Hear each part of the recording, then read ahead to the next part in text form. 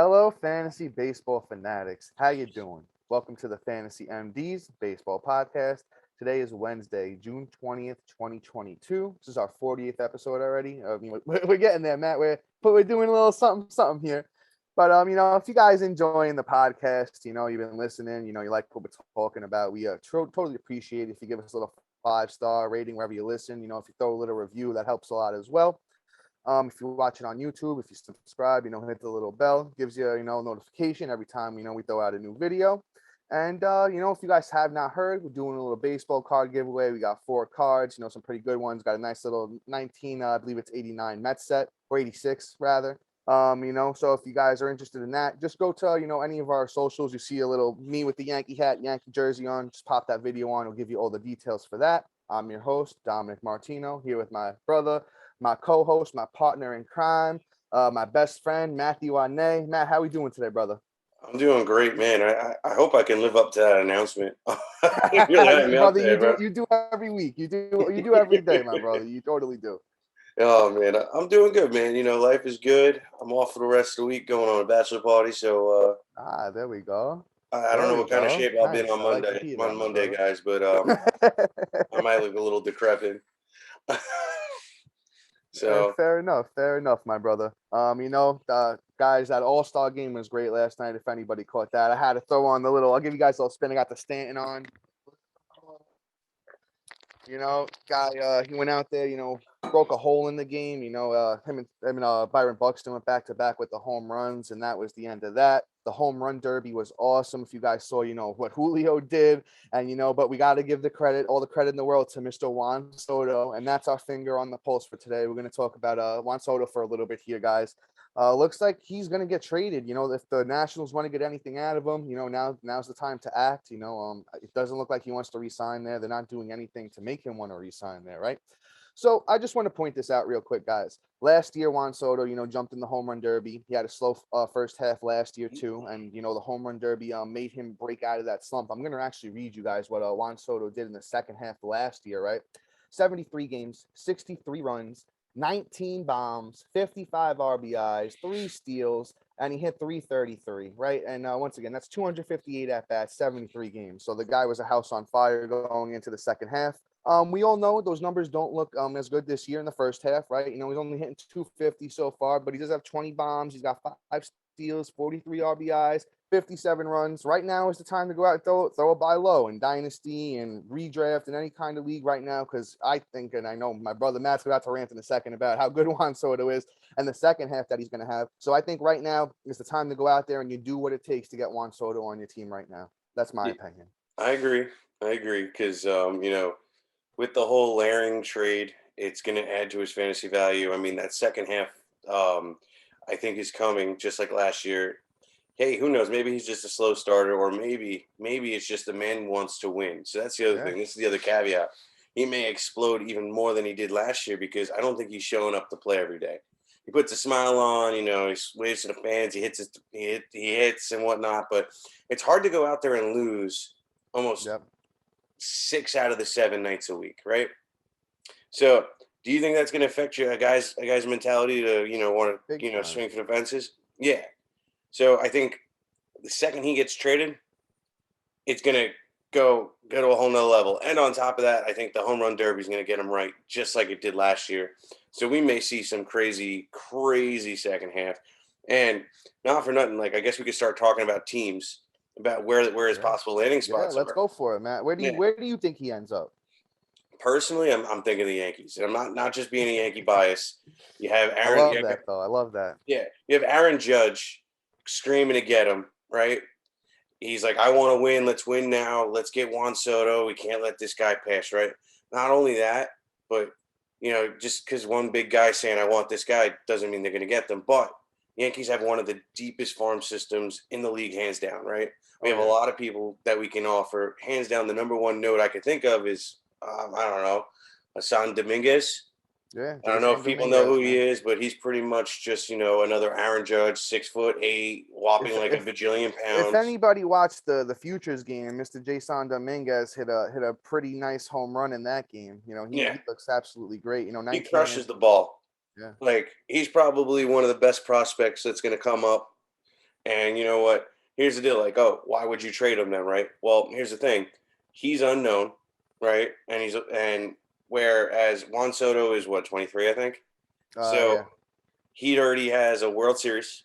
He's been in the consideration for MVP at least twice since he's been Yeah, up, he and he's had finished one of the second most. last year. Yeah, and Oh, he's hitting 2021. I'm sorry. Yeah, right. 2021. Yeah. Yeah, he has been one of the most electric baseball players since he's been up, and top baseball players since he's been up. So it's proven versus possibilities, right? I rather take proven, and they're around the same age. I think Hassan's 21 and Soto's 23. Dominguez is 19, bro. 19. 19? 19 years When old. did the Yankees get him? When he came out of his mother's womb? Yeah, pretty much. Jesus, this is why they want an international draft. Yeah. But that's one possibility. I think another possibility could be the Braves. I think, which would be a very interesting aspect to it. They need an outfielder. They're a young team that wants to win now as well. They have some prospects and things that they can throw away to possibly lure them in. And I mean, then there's the evil empire. Oh, if the Dodgers go after him, Dodgers. forget about It'd it. be That's unfair. just give him the World Series now. Yeah. There's them. I mean, I could totally see them trying to scoop him up. I mean, I could also see them trying to go to Kansas City with that young squad and kind of ride out with them too. Yeah, that Seattle would is be another good interesting. one. I'll tell you this, Matt. Let me throw out a wild card. Let me throw out a team that maybe nobody's thinking about. I Mhm. think that if the St. Louis Cardinals really want to win, they have a good team. They have their farm system is very impressive. Almost a lot of guys that have come up this year through their farm system, Nolan Gorman, Juan Yepez, Donovan, all those guys are succeeding. And maybe it's at small clips, but you can tell that they all have bright futures ahead of them, right? So maybe they reach into the farm system, throw in 2, 3 of those guys. Maybe Nolan Gorman goes in that trade.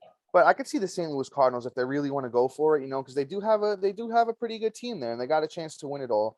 But I'll tell you this, it's going to take a lot of prospects, even if the Yankees go for him. I think it's Dominguez, I think it's Peraza, and I think even like Waldichuk, the number one pitcher, or maybe not the number one pitcher, but he's been the best pitcher in the minors for the There's Yankees that this other year. guy too. What's his name? It starts with a Y. I keep forgetting his name. It's like Yolo or Dolo or I'm not something. 100% sure. You'd have to fact check me on that one. But like I said, I know it'd be at least Peraza, Dominguez, and probably Waldichuk they would want. And I mean, if the Yankees are willing to do that, just secure yourself a 23-year-old Juan Soto, I think it's worth it, to be honest. Like you said, these guys are all like Perez and Dominguez specifically, very young guys that Peraza's 22, and as I said, I'm sorry, Dominguez is 19. Volpe.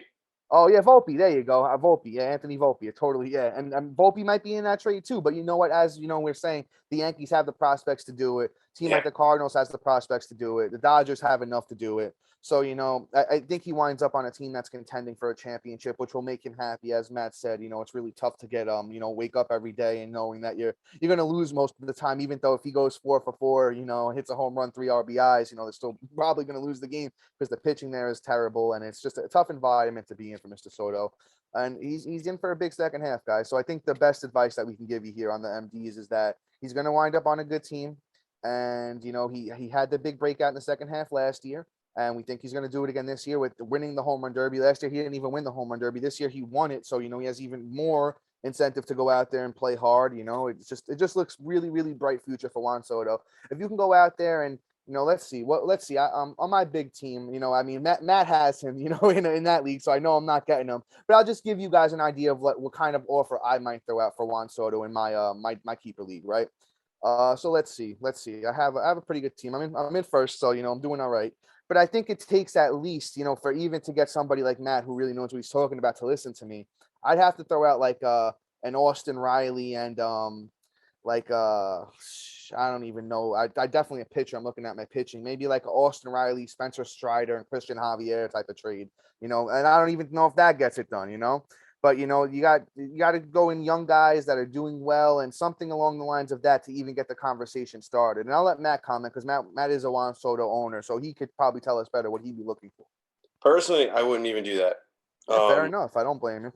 Like, to be completely honest, like, here's how you gotta look at it. You want same kind of draft capital, right? You want somebody that's going to be proven that you drafted high, that's going to give it up because you drafted Soto in the top 10, possibly even top 5. Yeah. So you're going to want that same kind of draft return, right? But here's the deal: he's underperforming. So you probably can get away with packaging 3 guys or 2 guys. Yeah, see, Or that's the route I was taking because a savvy type of owner, like someone like myself from that. You kind of want to, if you're getting the best player in the trade, you usually win in the trade. Not always, but like that's why I said I'll try and package a few guys for him. But straight up, you're talking about, if you're talking about a 1-for-1 type of deal. I have Tatis on my team. He is hurt, so you got to start there. You throw out a Tatis for a Soto, and that gets the conversation started. you can do that. You can also just throw out like oh, shoot, I just had it. I apologize. Shoot, like a name, like a real name, like Bieber, right? Bieber's underperforming as well, Yeah. right? You mix in a Bieber and you throw in a really good bat in the top 50. So let me think here, a Giancarlo Stanton. Yeah. And then you mix in. You got to throw a young guy in there too, though. Yeah. You would definitely need somebody with some youth, Now, Mix, how about this? Let me ask you this question: what if somebody turned around and offered you Julio for Soto? You do that? in a heartbeat. Yeah. See, there you go. That's one that's a tough in a keeper or a dynasty because Julio's future looks really, really, really bright, especially after hitting 30 in the first 2 rounds of the The home thing run is, I derby. get Julio and something, and then I do it in a heartbeat. Yeah. Fair But enough. I hear that. But if you're looking at, Julio is probably, I wouldn't want to give up in pretty much any league. Yeah. That's the only thing. You're not getting that. You're not getting that kind of offer though. Yeah, that's true. As a Julio owner myself, I'm probably not trading him anywhere. No, not even. It has to be a blow me away offer. Yeah, like you would have to be Julio and like Ramirez. Like that's that, where I'm at. But there's not too many guys I give up for it, but you never know. It depends. So you got to look at your league, right? So know who you're going to trade with. So, for instance, Soto hasn't really been performing, so therefore, if he kind of banked most of his power and kind of went heavy on pitching to start the draft, he may need more bats, or she, right? And at that point, they may be lower in the bracket, which then therefore they could be trying to make that playoff push, which then they may be more encouraged to trade him for a haul. So then you look at what they actually need and examine their team, and you can sneak one out, especially if you got the capital going to. I can pass this, and I can totally accept whatever I'm going to give up to get Juan Soto. So just know your league essentially before you go out and trade for him. Yeah, fair enough, my brother. Well, you know what? I think we got enough of the Juan Soto talking. I think everybody, all the fans and everyone we gave you guys a good idea of, if you want to go out there and trade for him, what you got to offer, what's in store for the second half for him. And, it just, things look really bright for the future for the 23-year-old Juan Soto, guys, right? So we're going to move into something different here. Not if you guys are looking for news and stuff like that, go back to the last episode and we covered a lot of all the news that's going into the All-Star break and that kind of stuff. So we kind of want to do second half predictions here, right? And the way we're going to do this, we're going to kind of go through every position and we're going to check who's the top 10 on Yahoo. And we're going to tell you who we think stays in the top 10. And we're going to tell you some guys that are underneath the top 10 that we might get out there and reach into, right? That might get into the top 10 for the second half. So we're going to start with catcher, position that's been very interesting this year. We're going to read you off the top 10 on Yahoo once again, guys. Got Alejandro Kirk, number 1.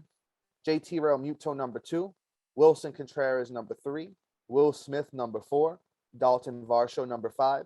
Travis d'Arnaud, number 6. Jonah Heim, number 7. Tyler Stevenson, number 8. Sean Murphy, number 9. And Christian Vasquez, number 10. So I'm looking at that list to me, right? And I'm like, who in the top 10 can move up, right? That's kind of what I see right here, right now.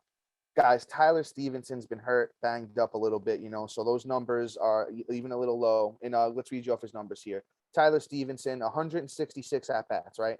24 runs, 6 bombs, 35 RBIs, a steal, and he's hitting 319.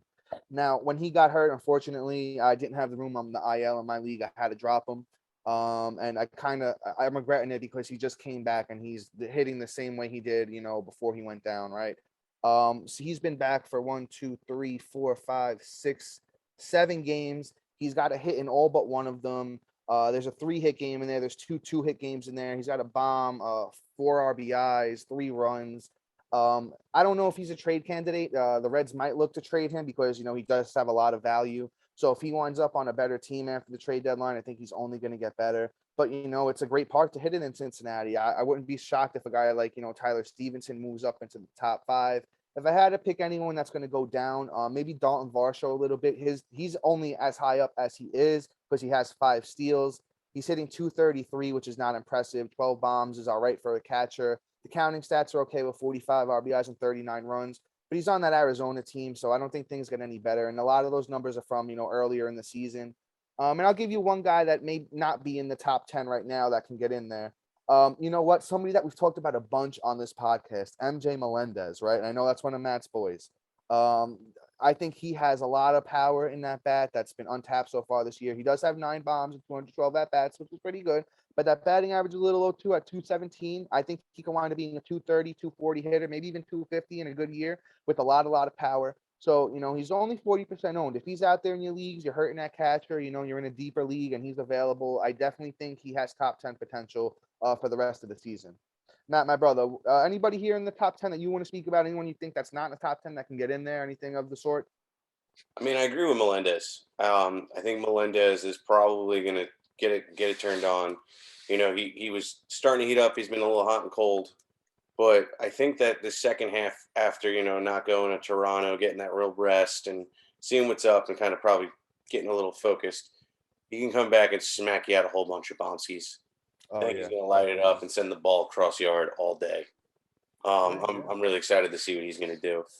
But somebody that I'm really really excited to see who's if they can bounce back, and I think they will. And this is a pitcher, and that's going to be Lance Lynn. Okay. Lance Lynn came back off that knee injury. Hasn't looked the same. Has actually been really putrid. But I mean, that injury isn't something that generally ends pitchers, right? It's not like he's running the bases or trying to steal or anything of the sort, right? We're not asking him to do any of that anymore. Thank God for the DH. But it is his planting foot, so it's been affecting how he has to do it. He's getting used to his new body, right? I hurt my knee. It took me some time to even learn how to run. So I can imagine planting it at the great mass that he does. And I think this break is going to help him get right. And we can see a little bit better of a performance and kind of more of the Lance Lynn of the old. And if I were you, he's a great buy low candidate right now. You can almost get him for free 99. I have a few people that have DM'd me, should I drop him? What do we do? Like he's killing me. So I say you'd ever drop the guy, you trade him if anything. But me personally, I'm a hold because he has that second half upside, and I think we're going to see it. Yeah, I'll say this. I'll chime in with Lance Lynn here. I mean, I'm probably not as high as him as you are going forward. I mean, if you can get him for cheap in a trade right now, I would definitely say that's it's a good move. He's a career 3.57 ERA guy with a career 1.27 WHIP. He's a right on a K per nine in his career as well. So you're gonna get some strikeouts there. I'll just say this: he's 35 years old. He's getting a little older, coming off a tough injury, as Matt said. To deal with. It's going to take a little bit, but it's only going to be uphill from here, right? Hopefully, with on the year, he's got a 7.50 ERA with a 1.50 WHIP. So I think those numbers definitely improve, right? But I'll tell you this: I wouldn't go out there and trade anybody drastic for him. I wouldn't be going crazy trying to acquire him. But hey, if somebody's looking to sell him on 10 cents on the dollar, why not go out there and make that move? Because as I said, it's only uphill from here. So you know what, Matt, getting into starting pitching, let's talk about the top 10 of starting pitching so far in the year. Once again, guys, we're going by Yahoo rankings. Yahoo is the most used fantasy baseball platform out there, so that's kind of why we go by this. So on the year, you got Shane McClanahan number 1. You guys has been absolutely outrageous. Sandy Alcantara number 2, Justin Verlander number 3, Corbin Burns number 4, Tony Gonsolin number 5, Alek Manoah number 6, Shohei Ohtani number 7, Garrett Cole number 8, Dylan Cease number 9, and Joe Musgrove number 10, right? And if I had there's one guy that kind of stands out to me as like an outlier in that top 10, right? Tony Gonsolin now, like he's a great pitcher. He's like a really, really good pitcher, right? But I don't think I think he's outpitched his his how good he is. Because on the year, Tony Gonsolin, and he got hit in the All-Star game, right? He's the one that gave up all those runs. So when he's going up against high caliber guys, it looks like he's struggling a little bit. So on the year, Tony Gonsolin, 93 innings, 86 innings, 11 wins, super impressive, 2.02 ERA, and an 0.84 WHIP.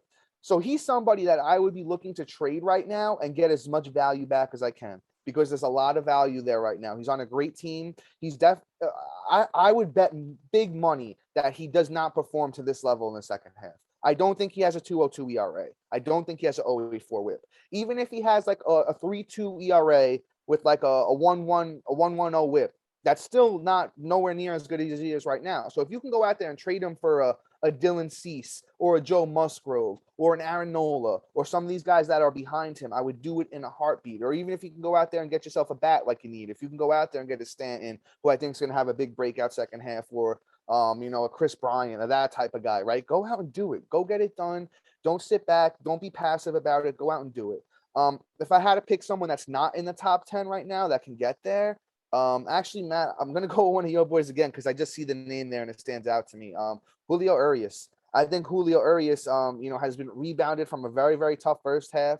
On the year, Julio Urias is 96 innings, 8 wins, 94 Ks, 2.89 ERA, and a 1.02 WHIP. So if you saw how he was struggling at the beginning of the year and how well he's rebounded, I think he's in store for a big, big second half.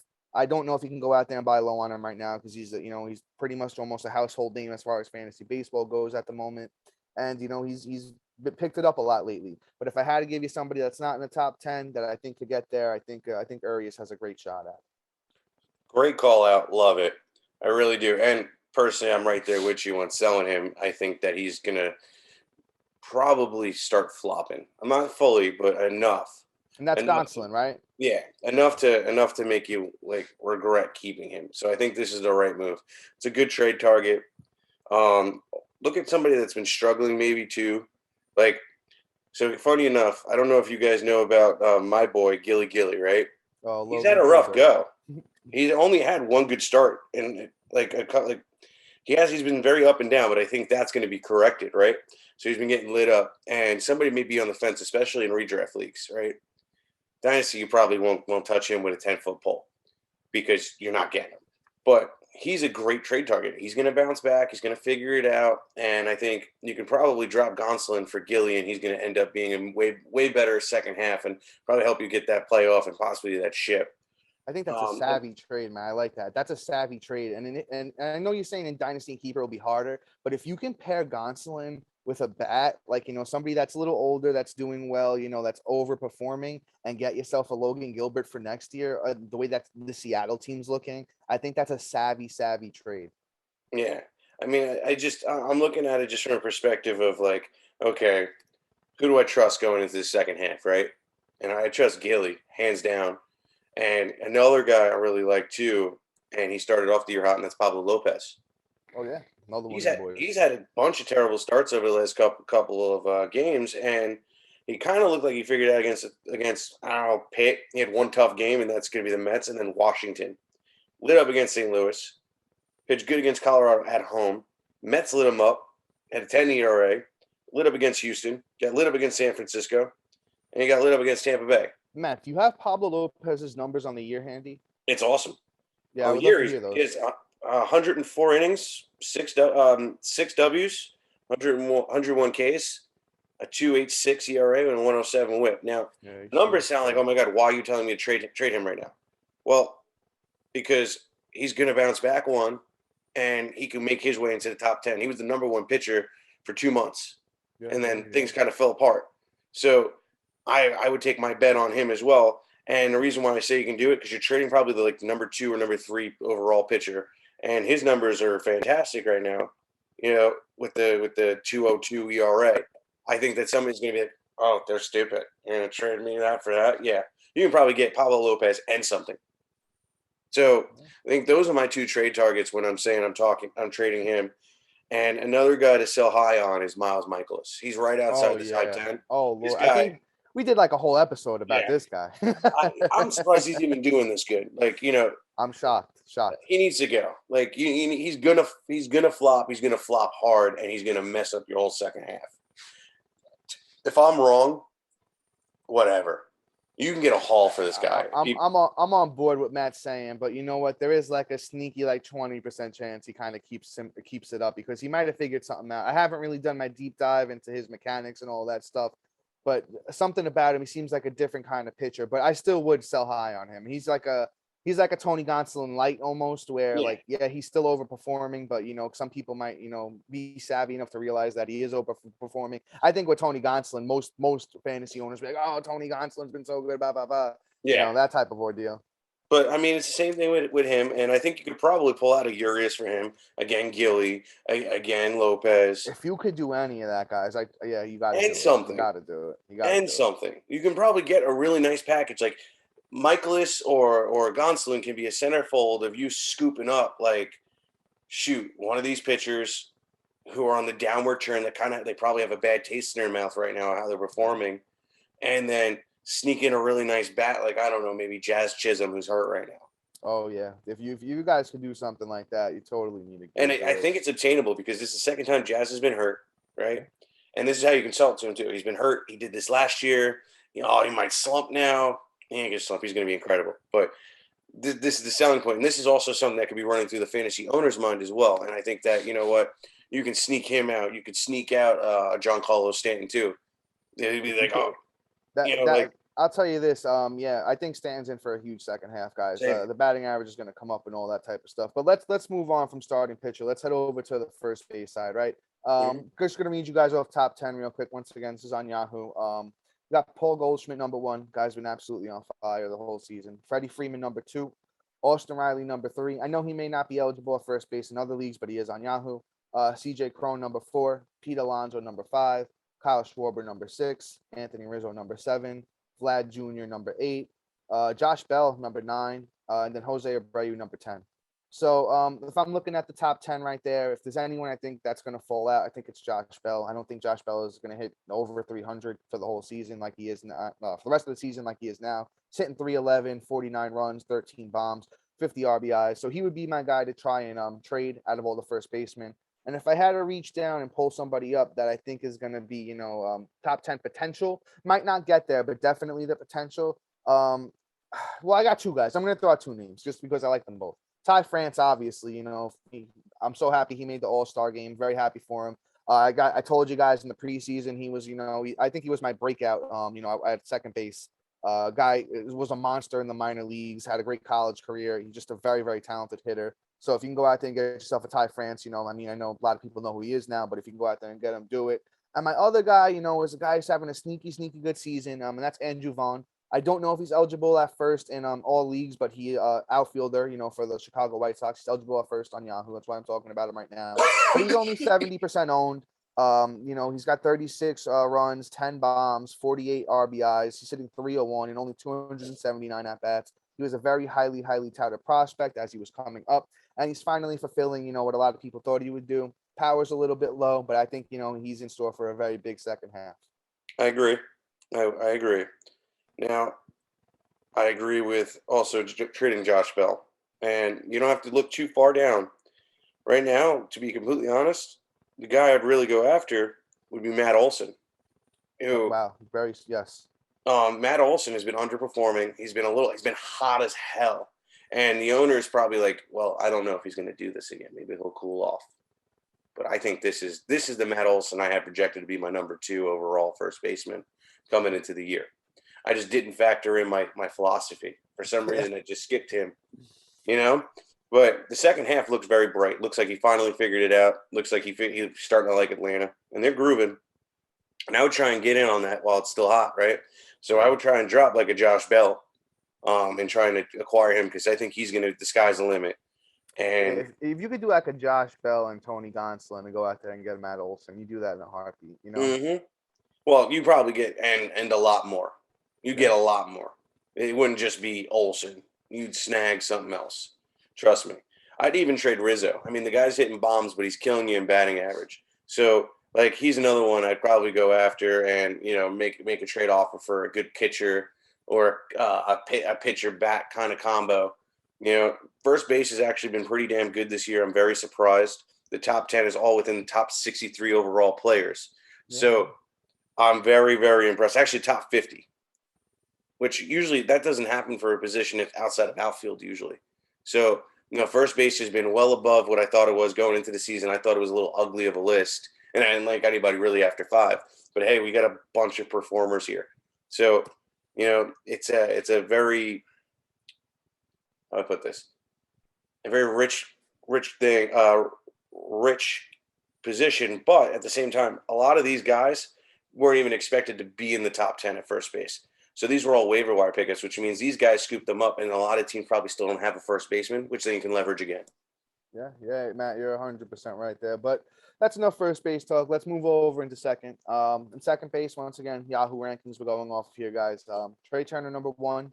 Now, this one gets a little controversy because he's only eligible at second on Yahoo. That's Mookie Betts. He's number two, so take that with a grain of salt. If he's not eligible at second in your league, sorry.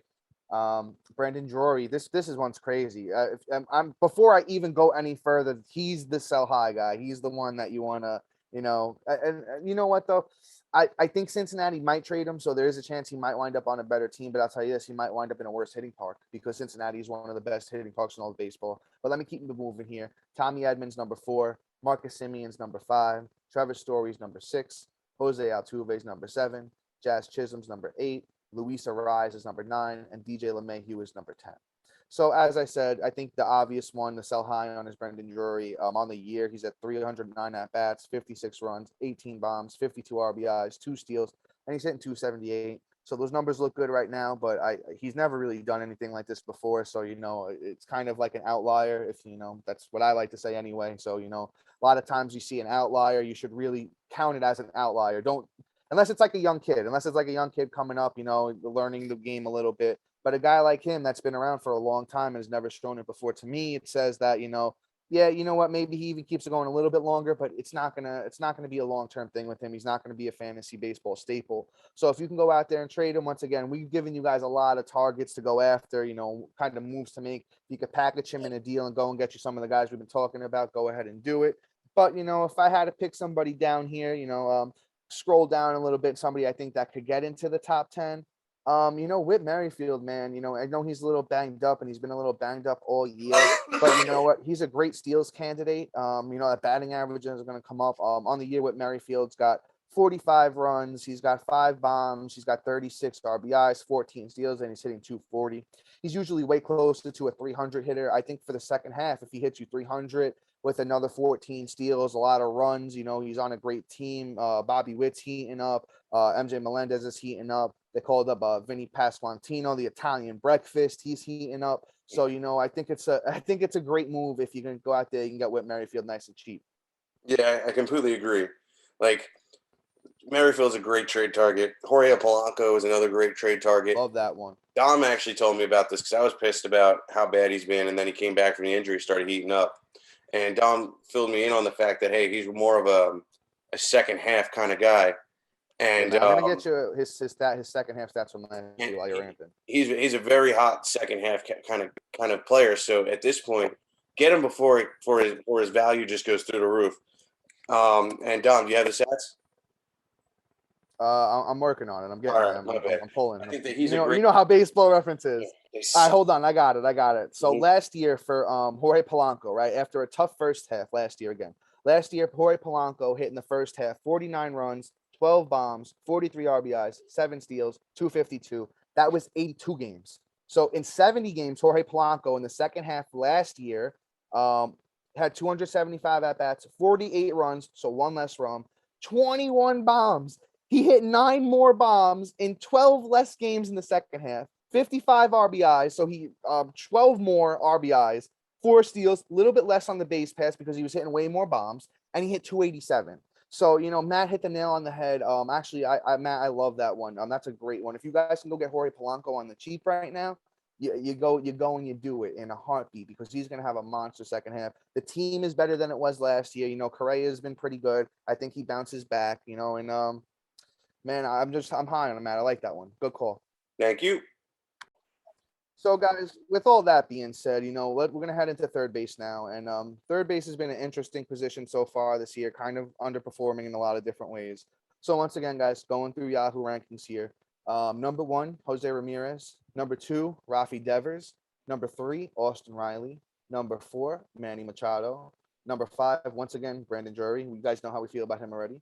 Number 6, Bobby Witt Jr. Number 7, Nolan Arenado. Number 8, Luis Arraez. Number 9, DJ LeMahieu. And number 10, Patrick Wisdom. And that one, I'll tell you this, the real number 10 is Ty France. But, Yahoo likes to value stolen bases, more than anything else. So let's do a little comp here, right? Patrick Wisdom to Ty France. Patrick Wisdom numbers on the year. He's had 313 at bats, 48 runs, 17 bombs, 46 RBI, 6 steals, and he's hitting 220. Ty France, on the other hand, 35 runs, a little bit less, but a little bit less on the runs. 11 bombs, a little bit less. 49 RBIs, a little bit more, and he's hitting 308. Which is almost 100 points better in batting average. I mean, I'll take Ty France over Patrick Wisdom all day. Not saying that Patrick Wisdom is bad. If you know, power steals combo, but I think on the whole, Ty France is a little bit better. If I had to pick somebody, that stands out here that shouldn't be there besides Drury, Luis Arraez has a lot of empty batting average. The runs are good too. So he's a runs batting average guy. He's hitting 338 on the end, which is helpful. But the rest of the numbers really don't stand out to me. 5 bombs, 30 RBIs, 2 steals. So he's a little bit of an outlier there. I think he's great batting average. I think he hits well over 300 for the rest of the year. But, if you could sell high on him too, I would totally do it. And then if I had to reach down and, find somebody here that I think could, find their way into the top 10 for the second half. This one's kind of tough because it's a really tough position. But I think I might have to say Justin Turner, right? He's been heating up a little bit of late. He's got the batting average all the way up to 252 after a really tough start. He's got 8 bombs. He's got 51 RBIs, which is actually nice. He's got 40 runs, which is nice too, and 305 at-bats. So, he could be in for a big second half. He's normally close to a 300 hitter with a little bit of power. So if I had to target anybody specifically at third base, I might see if I could throw a buy low offer at the Justin Turner owner.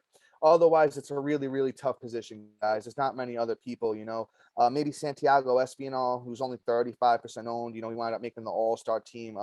325 at bats. Espinal has 33 runs, 6 bombs, 37 RBIs, 5 steals, and 271. So if you need a guy that's going to have a decent batting average, couple steals, on a good team, Espinal could be a target as well. But otherwise, third base is tough, guys. Third base is tough. Third base is very tough. I think, if anything, the only guy that's probably worth even trying to scoop up, and to be honest, third base is just third base, is Birdie, the criminal, the savage stealer, the pocket picker, 28 steals, leading the league. Mr. Steal Your Girl. I like that one. That's what we got to call John Birdie. I like that one. Mr. Steal Your Girl. I like that one. That's a good one. He's worth it. He may even be available in some leagues. Most leagues, he's not. He's about 78% owned. If he's available, scoop him up because he's about to come back off that injury list. And then there's somebody that's a free agent everywhere under the sun, but it's somebody at least add if you don't have a third baseman, if you're not gifted enough to not gifted. If you weren't blessed with drafting a good third baseman, Ke'Bryan Hayes is a possible trade. They're probably going to trade him, and he's probably going to be unleashed and have like 75 runs under his belt. The second half, he'll probably go to the Dodgers or some weird thing, and he'll still hit you like 700,000 batting average, and maybe get some other counting stats and steals. So he's another one that's definitely valuable. You can probably pick up right now. Yeah, man, I agree with you. If Hayes does wind up on a good team, I could see him getting unleashed. His numbers are very underperforming this year than, people expected. So for Ke'Bryan Hayes on the year, he's had 323 at-bats, 40 runs, 4 bombs, 28 ribbies, 10 steals, which is nice. He's only hitting 251, but we all know he has a lot more batting average in that bat. The power might not be too much higher on, a normal season. On if he was on a better team, might be around like a 10 to 15 home run guy. But the run should be a lot better. The batting average should be a lot better. Look out, guys, because he is owned. Well, he's actually kind of highly owned. I'll be honest with you. He should not be 72% owned the way he's performing right now. But if he does wind up on a better team and he's out there in your league, I'd say he's an instant snag. So we'll move on. We're going to head over to shortstop now. Once again, guys, Yahoo Rankings just going to keep pointing that out. So, bear with me. Trey Turner is number 1. Dansby Swanson, guys. Oh, my God. What a breakout year for him. Number 2. Francisco Lindor, number 3. Tommy Edman, number 4. Bobby Witt, number 5. Corey Seager, number 6. Xander Bogaerts, number 7. Marcus Semien, 8. Trevor Story, 9. Bo Bichette 10, and Jazz Chisholm. Jazz Chisholm is 11. I saw his name and I kept going. So that's the top 11 there. Actually, looking at it now, shortstop has been kind of tough. A lot of these guys are underperforming. Bo Bichette's underperforming. So, if you can go out there and get yourself a Bo Bichette, because you look at the last 3 years before this, you hit like over 290 every year, good pop, good speed. I think, it's a little blimp in the radar for him, not I couldn't tell you exactly why. I'd have to do a deep dive on the stats, but once again, I believe in who Bo Bichette is. I believe in what he did the last 3 years. So, on the year, Bichette's got 385 at bats, 49 runs, 14 bombs, 50 RBIs, 7 steals, and he's hitting 257.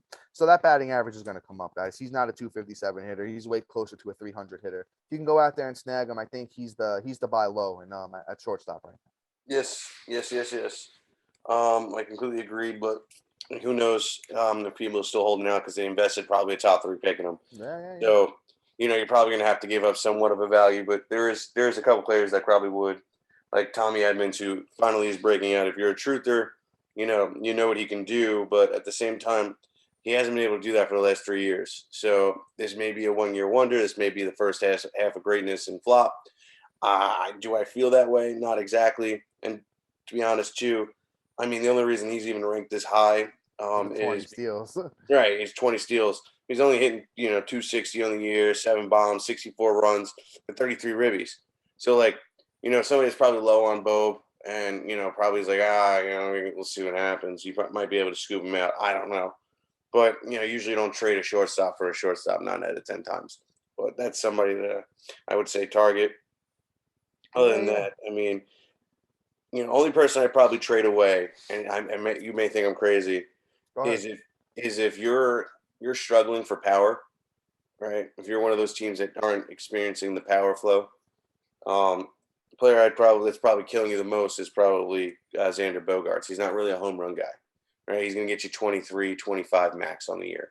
I And don't think you're crazy, to be honest. yeah, and I nothing actually think that's good stolen base analysis. either. He's just a great baseball player. This is no knock on Bogarts. I think he's fantastic, but the name and his consistency kind of sells him, right?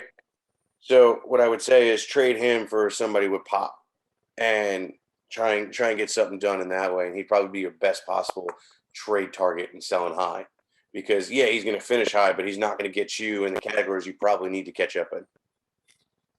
Yeah, man, I'm agreeing with you. The funny thing with Xander Bogaerts is like he's like a different version of himself every year, right?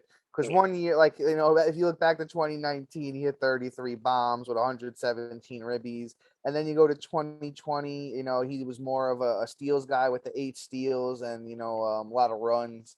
It's just he's almost like he's reinventing himself every year, which is so interesting. And this year he's a batting average guy again with the batting 316 with the 54 runs.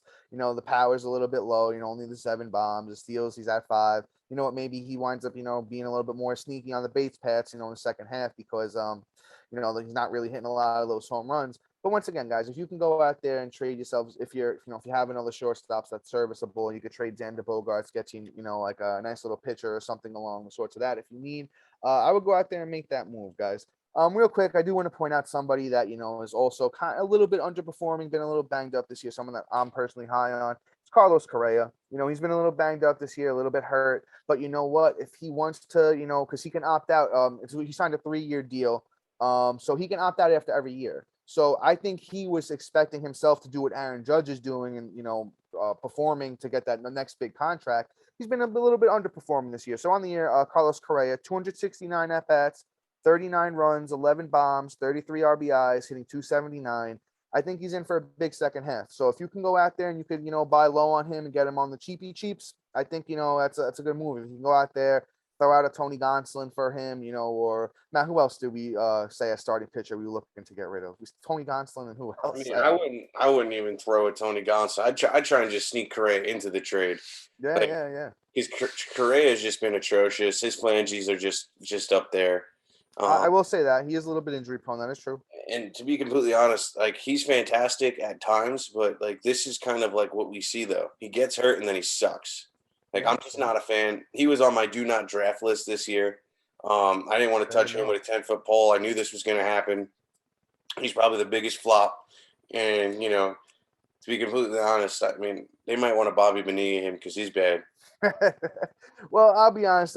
See, we got a little bit differing opinions here. I think he bounces back, and I'll tell you guys this.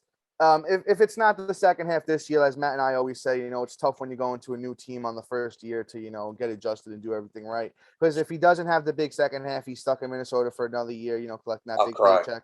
And yeah, I mean, he might, to be honest with you. I could, if he doesn't have a big second half, he's just gonna opt in, and he's not gonna, go anywhere. And then next year's the big year for him because it's gonna happen, guys. Correa, in my opinion, Correa is just too talented of a hitter to not have, at least a one really another big year in his future. He's still young enough where it could happen.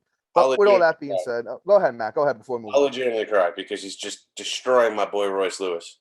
Yeah, well, I'll tell you this. I mean, if he doesn't have a big second half, he's opting in for the 33 million again next year because no one else is giving it to him. No. Yeah, but with all that being said, guys, we're gonna move into the outfield now, and then we'll probably wrap. Maybe we'll talk closures a tiny bit. But so for the outfield, we got Aaron Judge number 1, I think, as everyone expected. Yordan Alvarez number 2.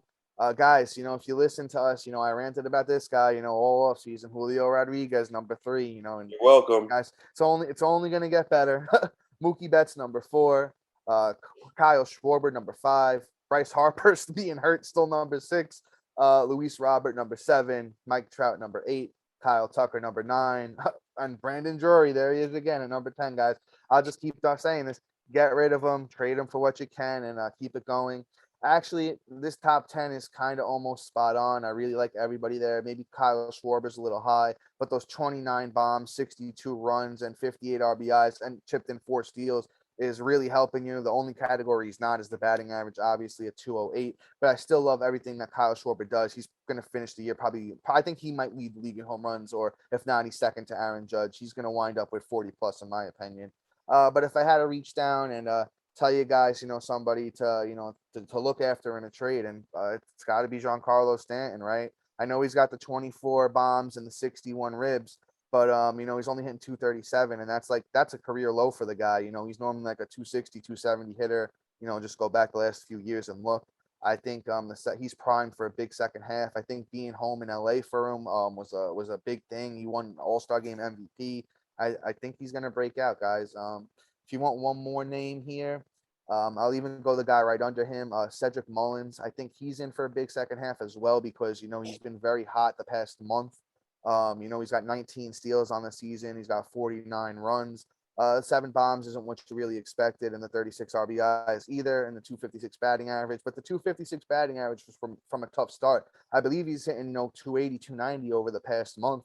And a lot of those deals have come then, and a lot of those runs have come then. So he's another guy that I'd be going out there looking to buy low on that outfield. Yeah, I mean, for sure. There's a name up there that's a little depressing that he's not there yet, but I think the second half is going to be another second half bounce back guy. And that's Ronald Acuna. Oh yeah. How can we forget about your boy Acuna? Personally, I think that right now he's a perfect buy low candidate. He's really underperforming. It's actually quite putrid. He's hitting 182 over the last 2 weeks, and he's not That's really tough. doing much. He's stealing bases. He's trying to steal Birdie's title here, but I mean, I think there's definitely a bounce back. I think that hey, this break is going to be good for him to calm down, Wow. figure it out. We clearly can see the knee is not a problem since he's stealing bases. I think I it's didn't even realize that he had 20 steals. yeah, he's killing it right now in that Yeah, department. yeah. He just got to figure out the rest, and I think that's going to come. I think the home run derby is going to correct things too. So let's see what happens, and maybe he's going to get his swing right. And you could probably throw like a Drury or somebody because I mean, to be honest, you had to pick Acuna really high, In even though he was redraft, hurt. in redraft. I don't think anyone's giving him away in No, no, no, no. Dynasty. I mean redraft. This is strictly Yeah. redraft. You Just had to wanted to draft point it out. Just wanted to point it out. unless you have some stupid idiot that owns him, then shoot it out there. But I mean, Acuna, like you can probably get like a really good trade for him, and probably get him on a discount for one of the guys like Drury, Edmonds, or any of the other guys at Gonsolin. You could throw Gonsolin at him, and that would be a great trade target. And I do that 1-for-1. And personally, I'd be smiling ear to ear because I'm about to get one of the. My opinion, if he wasn't hurt, he would have been my number 1 overall outfielder, hands down.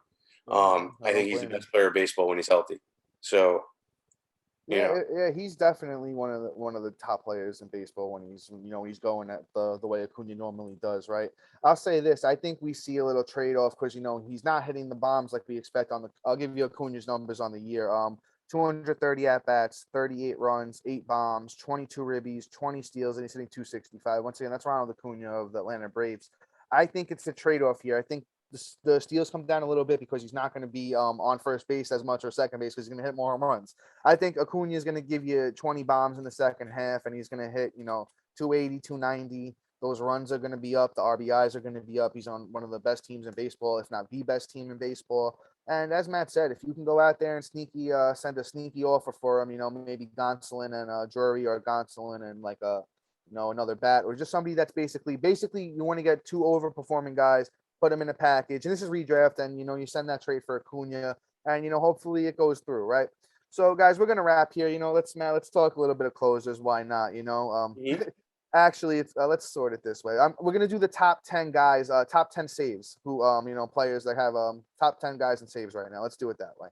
So number 1 right now with 27 saves is Josh Hader. Number 2 with 26 saves is Taylor Rogers. Number 3 with 22 saves is Kenley Jensen. Number 4 with 20 saves is Jordan Romano. There's actually 3 guys with 20 saves. It's Edwin Diaz and Daniel Bard as well. 19 saves, we got Ryan Presley and Class A. And then to round out, we got Liam Hendricks and Gregory Soto with 18 saves, right? Now, all of these guys have actually been very good, very serviceable. If you kind of followed my strategy with closers, and Matt's similar with it, but not as much. But if you wait on closers, there's a lot of guys here that people didn't expect, going into the year to get the role, right? So you kind of can do that, And then even we got Clay Holmes has been a monster on the year. Guys like David Bednar for the Pirates. Just a lot of guys out there that wound up being sneaky good at saves. So, but if I had to say anybody, that I may not be as high on for the second half, I'll say this. Daniel Bard for the Rockies. It's very tough to pitch in cores, and he's not a K per 9 guy.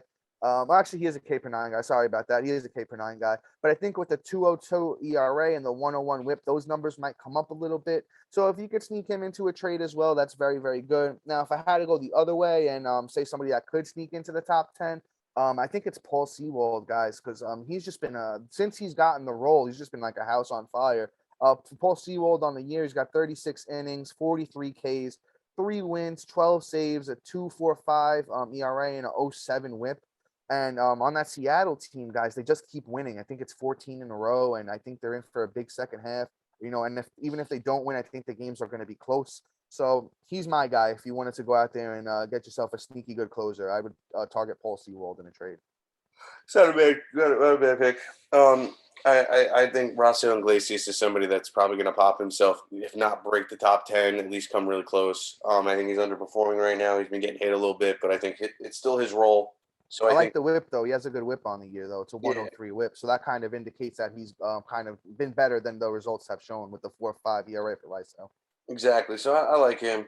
I think that there's a possibility you can kind of, get the job and keep it going. He's killing it right now. But, I mean, that's really it. I mean, closers. You don't really trade closers because closers are hard to come by.